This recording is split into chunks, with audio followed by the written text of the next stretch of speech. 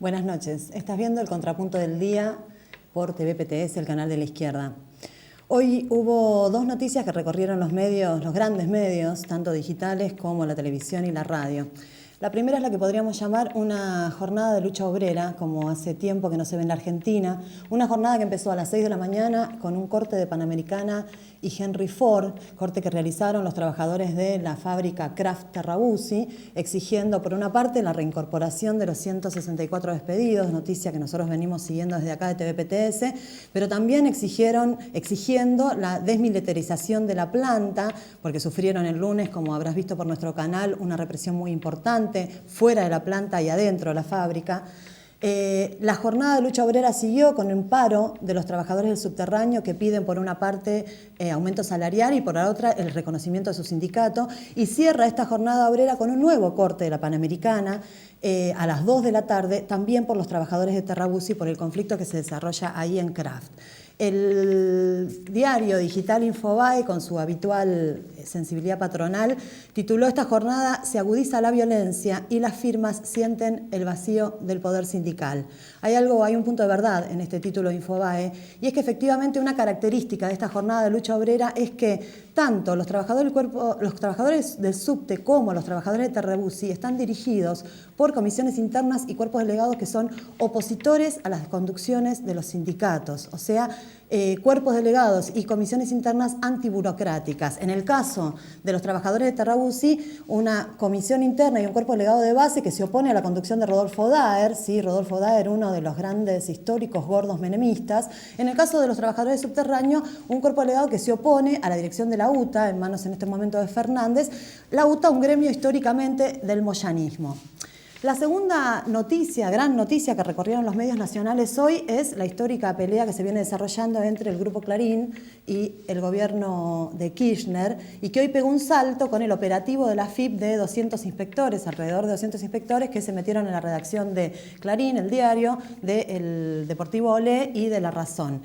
Esta pelea entre estos dos grupos es una pelea, digamos, que ahora ya se muestra más claramente como una pelea entre sectores monopólicos de la burguesía. O sea, por un lado, efectivamente, el Grupo Clarín, dirigido por Ernestina Herrera de Noble, y por otro lado, las telefónicas, que están representadas por el kirchnerismo, pero también todo un sector de capitalistas, amigos, lo que se llamó y se denomina el capitalismo de amigos del kirchnerismo, y que incorpora a los Skolnik, a los Cristóbal López, a Ulloa. Si nosotros recapitulamos un poco cómo viene esta pelea, encontramos que por el lado del kirchnerismo comienza con un ataque con la famosa ley de medios audiovisual, después con la firma del acuerdo entre la AFA y el Gobierno Nacional por la televisación de los partidos de fútbol, bueno, y ahora este salto con el ataque vía AFIP. Por el lado del contraataque del Grupo Clarín encontramos todas las denuncias de corrupción que van dirigidas particularmente, si uno lo piensa, ese conflicto, ¿a dónde se dirige el Grupo Clarín? Se dirige a lo que podríamos llamar los puntos fuertes, que todavía resisten como puntos fuertes del kirchnerismo post-28 de junio. Por un lado, los funcionarios con denuncias de corrupción, tanto al Gobierno Nacional como a Scioli. En el caso del gobierno bonaerense ya provocó la renuncia de Alberto Costa, que es subsecretario de Control Sanitario de Buenos Aires y es el encargado de supervisar los laboratorios que están siendo acusados de adulteración de los medicamentos.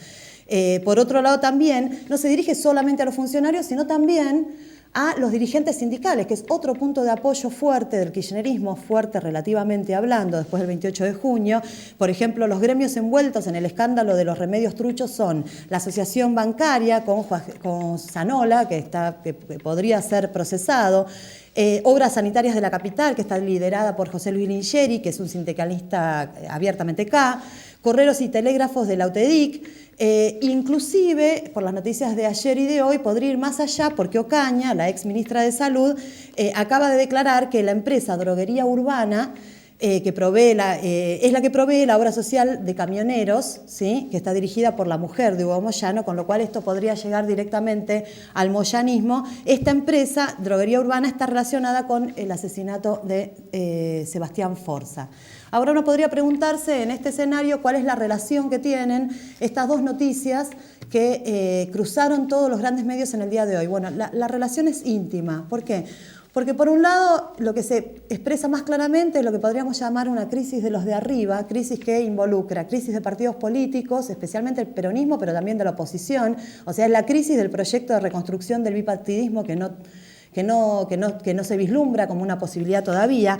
Crisis de la burocracia sindical, ¿sí? Crisis de la dirigencia sindical, que en alguna medida es lo que marcaba Infobae, por supuesto Infobae del lado de los empresarios, y también la crisis abierta de sectores de la burguesía que empiezan a disputar quién va a ser el ganador, cuál va a ser la fracción burguesa ganadora en un escenario de crisis internacional que, si bien no es aguda, se expresa como una competencia para ver quién va a ser el ganador en la próxima partida.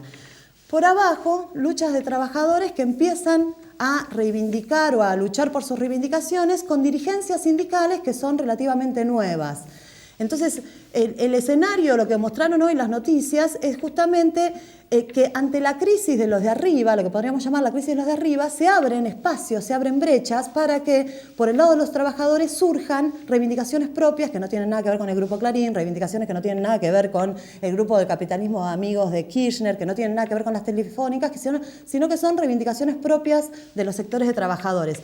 Por eso, el conflicto de Terrabuzzi es un conflicto tan importante, porque es un caso testigo en ambos sentidos. Es un caso testigo para las patronales que intentan avanzar sobre conquistas obreras y es un caso testigo también para los trabajadores que empiezan a hacer el ejercicio de luchar con política independiente, y política independiente al PJ, política independiente de la burocracia sindical, y política que exprese intereses propios. De allí que nosotros, desde que TVPTS, estemos dando tanta importancia al conflicto de Terrabuzzi, estemos dando todo nuestro apoyo posible, la cobertura posible y, por supuesto, toda nuestra solidaridad en este conflicto que efectivamente, como vas a ver ahora en los informes que vamos a mostrar, es esto, es un conflicto testigo. Lo que vamos a ver en el programa de hoy son varias cosas. Una es la conferencia, otra cosa vamos a ver.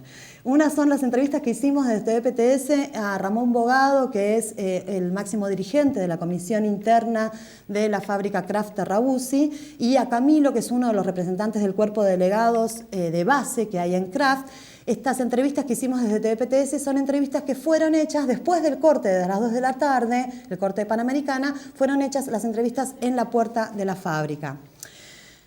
También vamos a ver la conferencia de prensa que se realizó en el Congreso de la Nación, acá en la capital federal, en la Argentina, y una conferencia de prensa en la que estuvieron presentes, por un lado, distintos legisladores y diputados, por otro lado, organismos de derechos humanos, organizaciones sociales y organizaciones políticas, y que era efectivamente una conferencia de prensa para dar apoyo a la lucha de los trabajadores de Kraft Terrabuzzi y para difundir esta lucha. De allí salieron varios comentarios y compromisos, de hecho, de sectores políticos con esta lucha.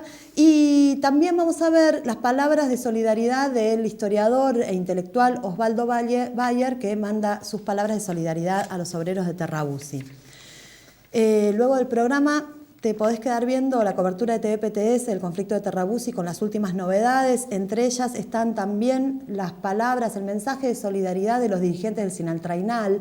El Sinaltrainal es el sindicato de la alimentación colombiano que tiene una larga historia de lucha y de resistencia y tiene también una larga historia de represión y de asesinados como parte de la política de las multinacionales en Colombia.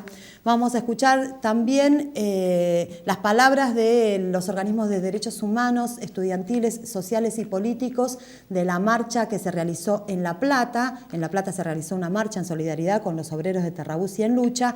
Y vamos a escuchar también las palabras que se dijeron en un corte acá realizado en la capital federal de la República Argentina, corte organizado por los centros de estudiantes de filosofía, de sociales y otras facultades, en donde hablaron también organismos de derechos humanos, etcétera, etcétera, que fue también una manifestación estudiantil en apoyo a la lucha de los trabajadores de Terrabuzzi.